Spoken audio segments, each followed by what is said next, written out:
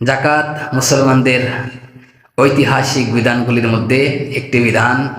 জাকাত নামাজ যেমন খুবই গুরুত্বপূর্ণ একটি বিধান, তার মধ্যে এই জাকাত একটি গুরুত্বপূর্ণ বিধান। বলা হয়ে থাকে ইসলামের 5টি স্তম্ভ, তার মধ্যে এটা একটি। এই জাকাত জাকাত শব্দের শাব্দিক অর্থ হলো, খুব খেয়াল করে শুনুন, জাকাত শব্দের শাব্দিক অর্থ হলো পবিত্র করা, বৃদ্ধি করা, বেড়ে যাওয়া। এবং পারিভাষিক অর্থ হলো নেশাব পরিমাণের মালিক যিনি হবেন। খুবই খেয়াল করে শুনবেন, নেশাব পরিমাণের মালিক, নেশাব পরিমাণ মালের মালিক যিনি হবেন তিনি জাকাত প্রদান করাকে জাকাত বলা হয়।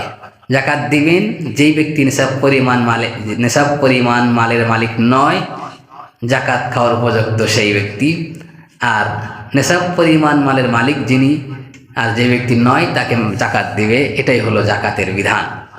এবার আসেন জাকাত সম্পর্কে কোরআন এবং হাদিসে অনেক কথা, যা এই জুমার বয়ানে আধা ঘন্টা ওখানে 1 ঘন্টা সম্ভব নয়। শুধুমাত্র যেই কথাগুলো না বললেই নয়, এতটুকুন কথা আপনাদের সামনে বলবো। যেমন মুহাদ্দিসিনে কিরাম জাকাত সম্পর্কে অনেক আলোচনা করেছেন, তার মধ্য থেকেই আমি আপনাদের সামনে মূলত 2টি বিষয় আলোচনা করব। একটি হলো জাকাতের কি ফজিলত, কি লাভ, জাকাতের কি প্রতিদান, জাকাত যারা দেয় তাদেরকে আল্লাহ রাসূলের পক্ষ থেকে কি পুরস্কার। 2 নম্বর হলো জাকাত না দিলে কি ক্ষতি, কি ভয়াবহতা, কি শাস্তি, আল্লাহর পক্ষ থেকে কি ধমকি রয়েছে। 2টি বিষয় মনে রাখবো ইনশাআল্লাহ। 1 নম্বর হলো জাকাত দিলে, জাকাত প্রদান করলে কি কি লাভ। এই লাভ আবার 3টি। কয়টি লাভ জাকাত দিলে? সবাই বলুন কয়টি? জাকাত দিলে 3টি লাভ। 1 নম্বর, আল্লাহ তাআলা পবিত্র কোরআন শরীফে বলেন, قال الله تعالى إن الذين آمنوا وعملوا الصالحات وأقاموا الصلاة وآتوا الزكاة لهم أجر عند ربهم ولا خوف عليهم ولا هم يحزنون। الله أكبر। আবার বলেন আল্লাহু আকবার। আল্লাহ তাআলা আল্লাহর প্রিয় বন্ধু নবী মুহাম্মদ রাসূলুল্লাহ সাল্লাল্লাহু আলাইহি ওয়াসাল্লামকে বলেন, নবী গো, আপনার উম্মতদেরকে শুনিয়ে দিন, সারা দুনিয়ার মানুষদেরকে জানায় দিন, যারা জাকাত প্রদান করবে, জাকাত দিবে, ইন্নাল্লাযিনা আমানু, যারা ঈমান আনবে, আল্লাহর প্রতি ঈমান আনয়ন করবে, ওয়া আমিলুস সলিহাত, যারা আমল সালেহ করবে, নেক আমল করবে, ওয়া আকামাস সালাহ, যারা নামাজ কায়েম করবে, ওয়া আতাআজ যাকাত, যারা যাকাত প্রদান করবে, লাহুম আজরুহুম ইনদা রাব্বিহিম ওয়ালা খাউফুন আলাইহিম ওয়ালা হুম ইয়াহজানুন, তাদের জন্য পুরস্কার হলো আল্লাহর পক্ষ থেকে, তাদের জন্য প্রতিদান রয়েছে যারা যাকাত প্রদান করবে। সুবহানাল্লাহ। কি প্রতিদান? আল্লাহ পার্বতীতে বলেন, ওয়ালা খাউফুন, তাদের কোনো ভয় নাই দুনিয়ার জমিনে, আনাসে কানাসে যেখানে যাবে, যে কোনো সময়, যে কোনো মুহূর্তে, যে কোনো কাজে যাবে, লা খাউফুন, তাদের কখনো কোনো ভয় নাই। সুবহানাল্লাহ। ওয়ালা ইয়াহজানুন, হে দুনিয়ার মানুষ শোনো, আল্লাহর নবীকে আল্লাহ তাআলা জানা দিয়েছেন, যারা যাকাত প্রদান করবে তারা কখনো ভয় পাবে না, তাদের জীবনে কোনো দিন টেনশন আর পেরেশান আসবে না। সুবহানাল্লাহ। জোরে বলেন সুবহানাল্লাহ। তাহলে 1 নম্বর, জাকাত যিনি দিবেন এই ব্যক্তি আল্লাহর পক্ষ থেকে প্রতিদান পাবে, কোনো ভয় নাই, কোনো চিন্তাও নাই। সুবহানাল্লাহি ওয়া বিহামদিহি। এবার 2 নম্বর, আল্লাহ তাআলা অন্যত্র বলেন, যারা জাকাত প্রদান করবে, যারা জাকাত দিবে, জাকাত প্রদানকারী ব্যক্তির জন্য আল্লাহ তাআলা বলেন, আমবাতাত সাবআ সানাবিলা ফি কুল্লি সুনবুলাতিন মিয়াতু হাব্বা আল্লাহু ইউযাইফু লিমান ইয়াশা ওয়াল্লাহু ওয়াসিউন আলিম। আল্লাহ তাআলা পবিত্র কোরআন মাজিদের মধ্যে বলেন, হ্যাঁ দুনিয়ার মানুষ শোনো, যারা যাকাত প্রদান করবা, যদিও আয়াতের মধ্যে সদকার কথা বলা হয়েছে, মুহাদ্দিসিনে কিরাম এই আয়াতকে সামনে রেখে বলেছেন এই সদকা মানে হলো যাকাত প্রদান করা।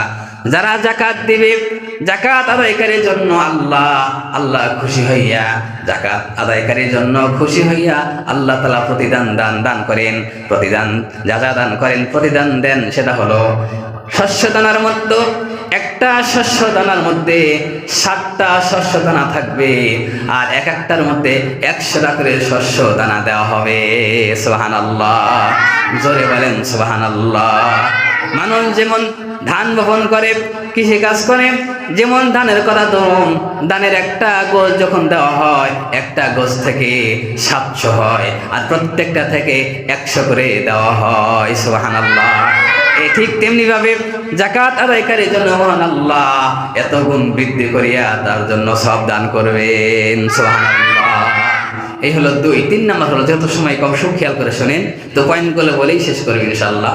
3 নাম্বার হলো, হাদিস শরীফে আল্লাহ নবী বলেন, যেই ব্যক্তি জাকাত দিবে না, ফজিলত বলতেছিলাম, ফজিলত বলতে গিয়ে আল্লাহ নবী এক হাদিসের মধ্যে বলেন, যারা জাকাত দিবে, জাকাত আদায়কারীর জন্য আল্লাহ তাআলা 2টা পুরস্কার রেখেছেন।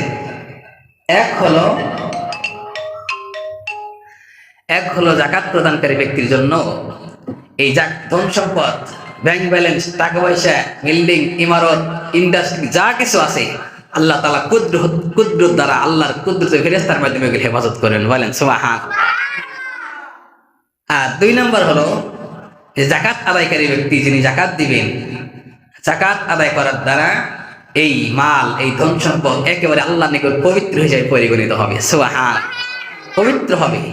পবিত্র হবে, পাক হবে, নাপাক হবে না, গন্ধ হবে না, পচবে না, ডাকাইতে হবে না, লন্ডন হবে না। আল্লাহ তাআলা এই জাকাত, এই ধন সম্পদকে পবিত্র করে দিবেন। আবার বলেন সুবহানাল্লাহ।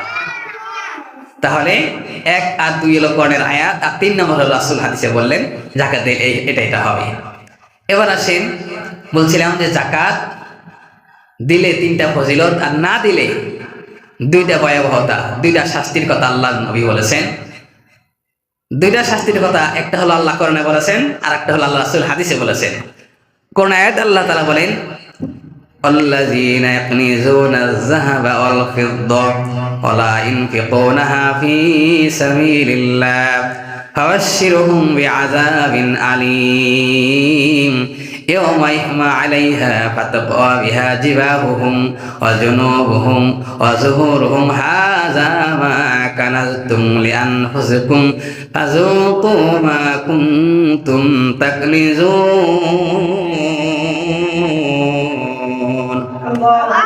আবার আল্লাহু আকবার।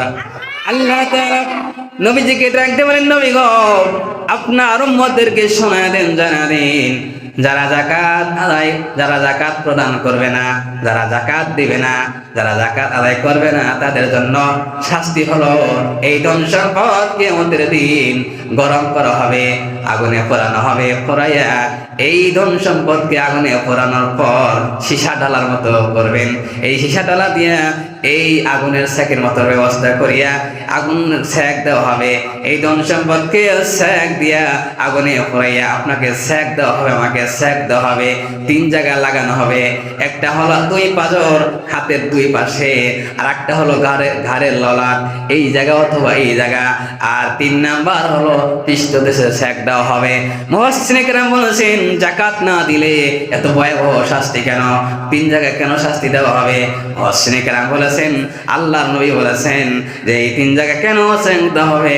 দুনিয়াতে মানুষ যখন গরিব এতিম অসহায় জাকাত চাওয়ার জন্য যায়, ধনীদের কাছে জাকাতের টাকার জন্য যায়, এই ধনী ব্যক্তি, বড়লোক ব্যক্তি টাকা তো দেয় না, জাকাত তো আদায় করেই না, বরং 500 ঘুরাইয়া ফিরে চলে যায়, ঘাড় উঁচা করে, তার সাথে গরম হয়, রাগ করে, রাগ দেখায়, এইভাবে পৃষ্ঠ দিশ ফিরিয়া তার দিকে পৃষ্ঠ করিয়া সামনে চলে যায়। এই জন্য 3 জায়গায় জাহান্নামের মধ্যে আগুনকে গরম করিয়া তার 3 জায়গায় সেক দেওয়া হবে, 3 জায়গায় লাগানো হবে। কিয়ামত পর্যন্ত এই শাস্তি চলতেই থাকবে। নাউযুবিল্লাহ, জোরে বলেন নাউযুবিল্লাহ। তাহলে বলছিলাম 2টা শাস্তি, একটা হলো কোরআনের আয়াত, আর 2 নাম্বার হলো আল্লাহ নবী বলেছেন যারা জাকাত দিবে না তাদের ভয়াবহ কঠিন একটা শাস্তি হলো এই ধন সম্পদকে আল্লাহ তাআলা কিয়ামতের দিন বড় একটা রাজহাঁস সাপের মতো, অজগর সাপের মতো বড় করে, একেবারে রশি থেকেও অনেক বড়, অনেক মোটা এই সাপ, মাথা মানে পার তালু থেকে নিয়ে মাথা পর্যন্ত এত মোটা হবে আর এত বড় হবে। এই সাপ পুরা শরীরকে গ্রাস করে, পুরা শরীরকে একেবারে শক্ত করে ধরবে। আর মাথাটা থাকবে একেবারে যেমন এই যে মাউথপিস আমার মুখ বরাবর, ঠিক মাথাটা এরকম থাকবে, সাপের ফনা থাকবে আমার মুখ বরাবর, আর পুরা শরীর দিয়ে আমার পুরা শরীর গ্রাস করে নেবে। এইভাবে সাপ গ্রাস করার পরে, ধরার পরে বলবে ফেনা তুলে, আল্লাহ তাআলা জবান খুলে দিবেন, সাপ মানুষের ভাষায় কথা বলবে, আনা মালুকা কানজুক, আনা মালুকা কানজুক, আনা মালুকা কানজুক। হে মানুষ শোনো, আমি তোমার ধন সম্পদ, আমি তোমার ব্যাংক ব্যালেন্স, আমি তোমার ইন্ডাস্ট্রিজ, আমি তোমার ধন সম্পদ, আমি তোমার গাড়ি বাড়ি, আমি তোমার এই সম্পদ ধন সম্পদকে যা তুমি গোছাইছো, আল্লাহর রাস্তায় যাকাত দেও নাই, খরচ করো নাই, আমি সেইগুলো সম্পদ আমি তোমাকে ধ্বংসন করতে থাকবো, আমি তোমাকে ধ্বংসন করবো। নবীজি আর এক হাদিসের মধ্যে বলেছেন, একবার ধ্বংসন করার পর, একবার ধ্বংসন করার পর 70 গজ মাটির নিচে চলে যেতে হবে।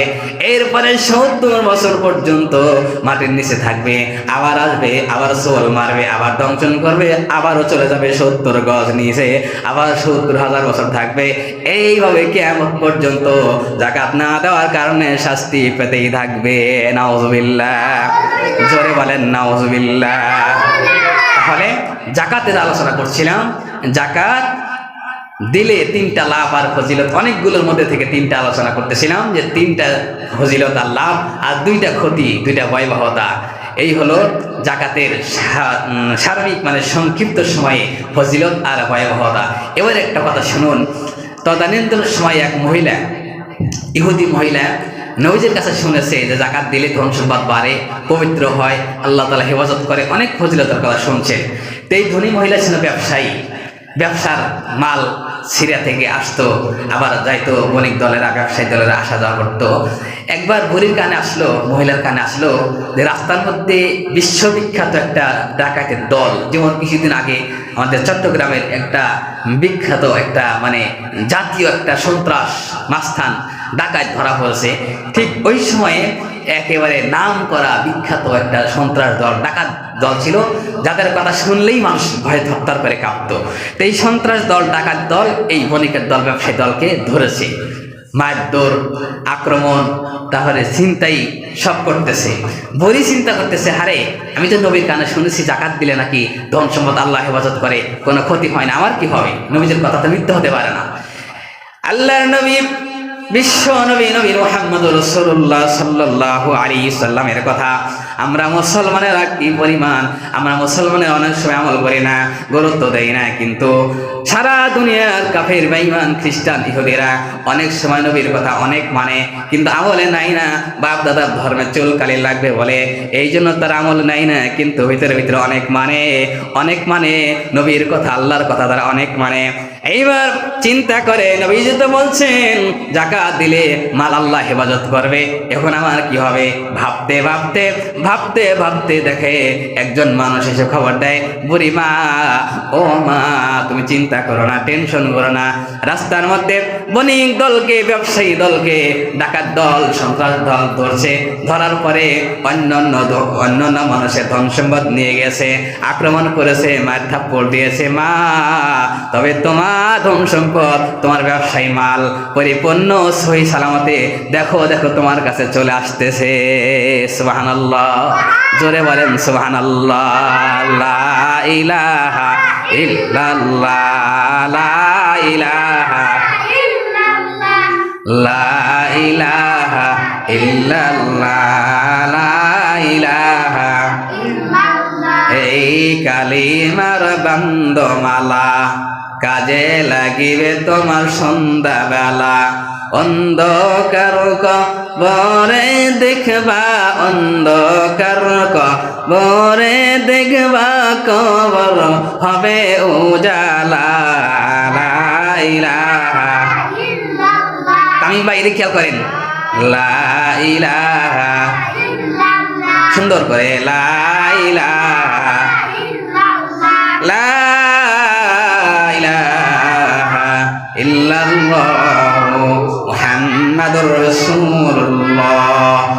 সাল্লাল্লাহু আলাইহি ওয়াসাল্লাম। সম্মানিত মুসলিম কিরাম, আমি একটা কথা ছেড়ে আসছি, সেটা হলো জাকাত যে দিবে, মানে কতটুকু ধন সম্পদের মালিক হলে আপনি জাকাত দিবেন।